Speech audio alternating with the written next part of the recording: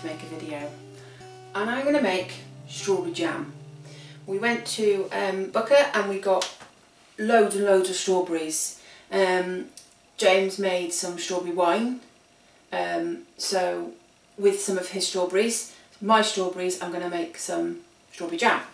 So to make strawberry jam you need 1 kilogram of fresh strawberries, a juice of a lemon and some jam sugar, 1 kilogram of jam sugar. Now I'm doubling up here, you're probably thinking, geez, this is a lot, but this is 2 kilograms. Then I've got 2 kilograms of jam sugar and juice of 2 limes. So that's all you need to make jam. Right, you might have heard me say lemons, but we haven't got any lemons, so we're using lime. Why not? Give it a go. Also, what you need to do is sterilise some jars, which you will find in one of the videos that we did with the caramelised onions, like the winter chutneys and stuff that I did. That will show you how to sterilise them and how long you need to sterilise them and stuff like that. So let's go on and make some yummy jam. Got a heavy based cast iron saucepan. You put your, in this case, 2 kilograms of strawberries, juices.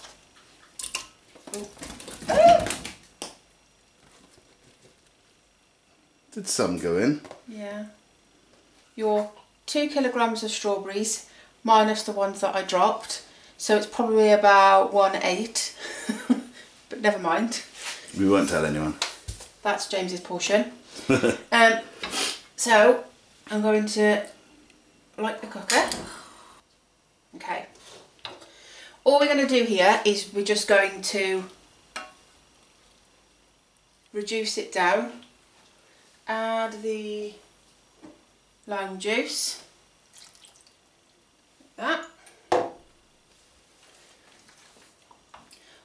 They are pretty soft anyway, but we just want to reduce it down a bit, because even though it would be nice, you do not want one big dollop of strawberry when you take your slice to put on your jam on toast or your nice big Victoria sponge.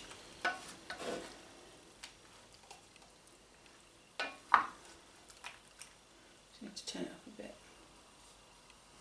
Because this is a cast iron pot, it'll take a little while for it to heat up, and then it'll keep its heat, so we'll have to reduce the heat quite considerably. You need to continuously stir it at this point. Okay, now I am going to turn it down a bit, because not only is it burning my hands, it's you can see it's starting to reduce now. Starting to break them down. I'm just going to try and cut some of these now, because some of them are a little bit big. Like the ones where they weren't so overripe, obviously are holding their own. So putting up a fight. Yeah. So once it starts reducing down a bit, I'm just going to leave that there for a minute. I'm going to open the sugar ready.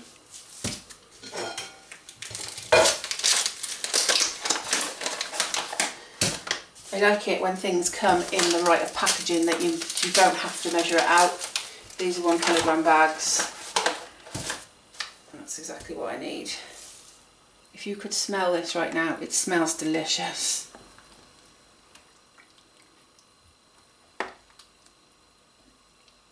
These things that we do here, the making the chutneys, the wine, the jams, it's save waste.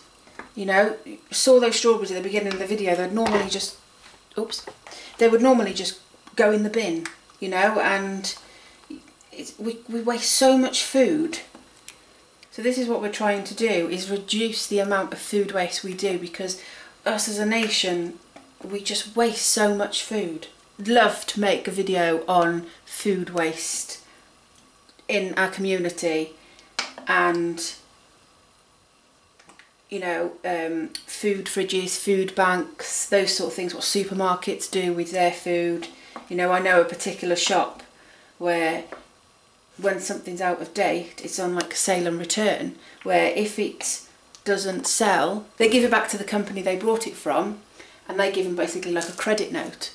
But that food is just waste. It just goes to waste. It just goes in the bin. But if the homeless could have it, if food banks could have it, and you cut out the law of, oh, you've given me food poisoning because it was the day and it hasn't, you know, all this crap that you come up with. So that is something that I would really love to do in the future, and I know Lily would like to help me too. Yeah, stay tuned, I guess. Right, as you can see now, it's gone down considerably. So now I'm going to add my 2 kilograms of brown sugar. Just going to stir this a bit.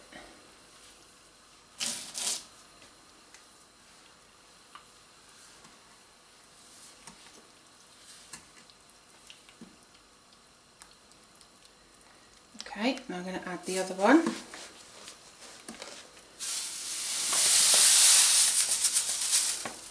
Diabetic's Delight. Oh, it's too much. I think I really should have got a bigger saucepan. I'll buy you a bigger one. The big pot that would have been ideal to do it in, that's what I'm using to sterilise the jars. So it would have been much easier. Okay, so now what I need to do is I need to turn up the heat. And I need to continually stir it until all the sugar's dissolved.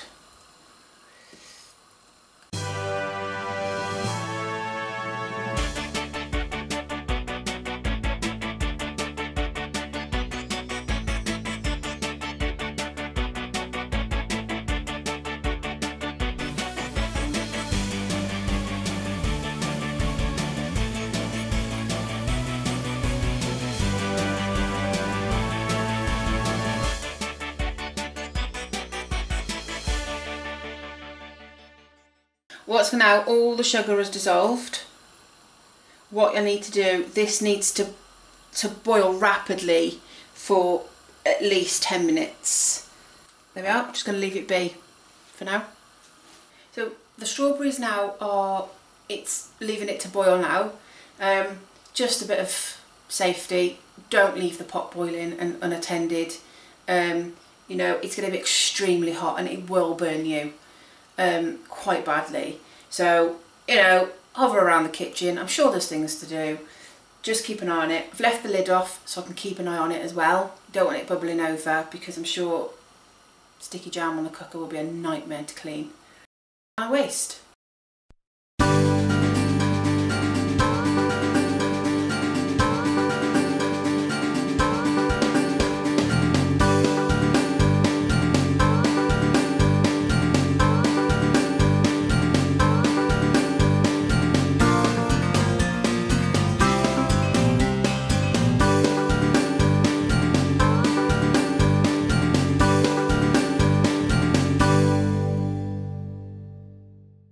Right, you are not seeing things. We've had to change the pan. It was so close to the top that we did almost have a disaster of it going on the cooker. So I've changed pans and I'm just going to continually stir it. And I can feel it getting thicker, but you don't have to stir it. I think you just know yourself that sometimes you know your own cooker, you know your pans. So I don't normally stir it, but I've doubled the batch just because there was loads of strawberries and, you know, they wouldn't have lasted another day, and I didn't have time yesterday because of different things going on, and we made wine first, which was far more important than jam. Okay, now there's a way of testing whether the jam is ready. Get a cold plate and you put some jam on. Don't know if I need... You don't need them. Don't need those. Put some jam on and you put it in the fridge. 2 minutes. You'll see why in a sec. This jam on the plate has been in the fridge for a couple of minutes, and to know that if it's the right consistency, whether it's going to set, is it'll concertina when you put it in. It's slightly doing it. Can you see more there? Slightly doing it, but I'm not happy with the bubbles. So yummy though. Not quite happy with the bubbles. Sometimes we get it, so we're just going to let it cool down for a bit, reheat it, see if we can get rid of the bubbles. We'll do the plate test again. We're going to do the crease, is it crease test? And then what you do is you just, if it concertinas, then it's done, it'll set. So that's basically, the jam's ready and it tastes amazing. We don't know why it's gone like this, why it's gone like bubbly on the top. We've cooled it down, heated it back up, like a marshmallowy kind of consistency. A few ways you can get rid of it, as you said: cool it down, heat it back up, and add a knob of butter. I'm happy the way that it is. You know, I've done this several times. I'm just going to leave it be. I'm too tired.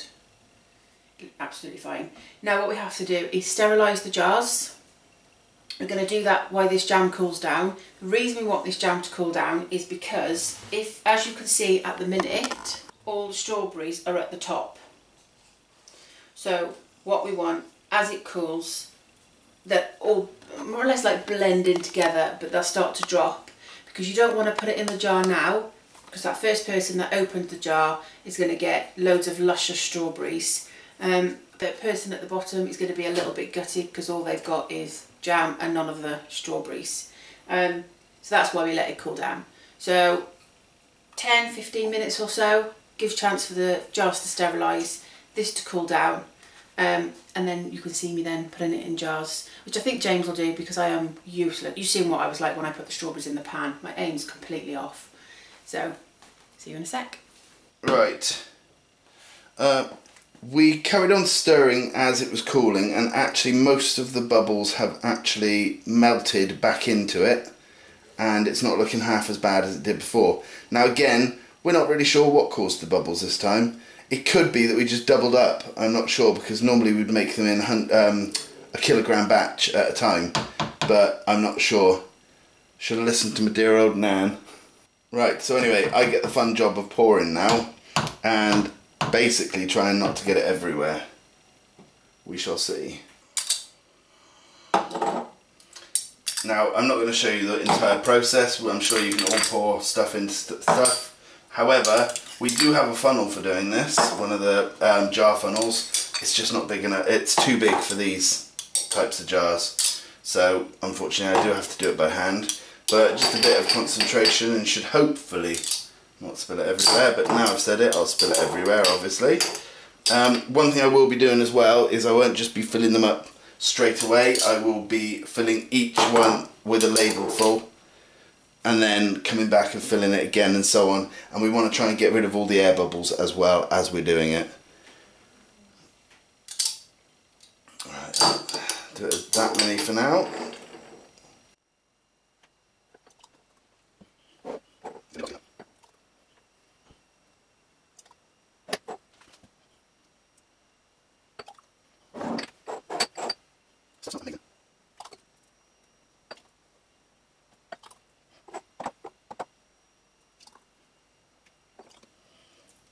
Now I'm going to go through these and just fill them up with as much of the juice as I can rather than the fruit, and then we'll give them a little bit of a shake and hopefully the fruit will disperse nicely. I might not shake them, I don't know yet.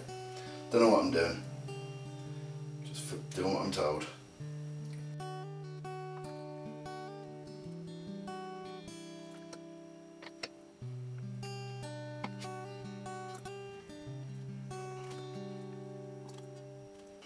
As you can see, I'm a total professional, thus you probably didn't see most of that. But it's pretty straightforward, you know. Fill them up bit at a time with the fruit, just to make sure you've got an even distribution of the fruit. And then just fill them up as you go.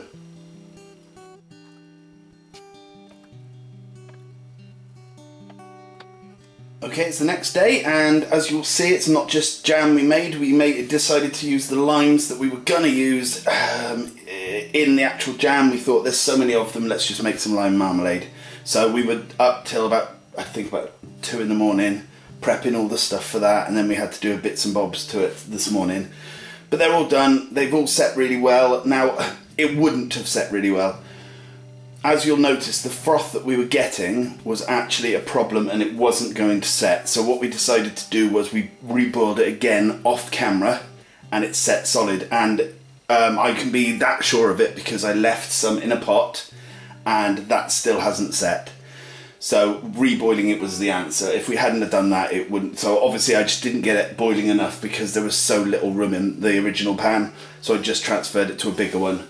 Anyway, as you'll see, my wife isn't here today. She's off doing errands, but she wanted to say, you know, the outro, but unfortunately I've got to get this out to you guys to watch.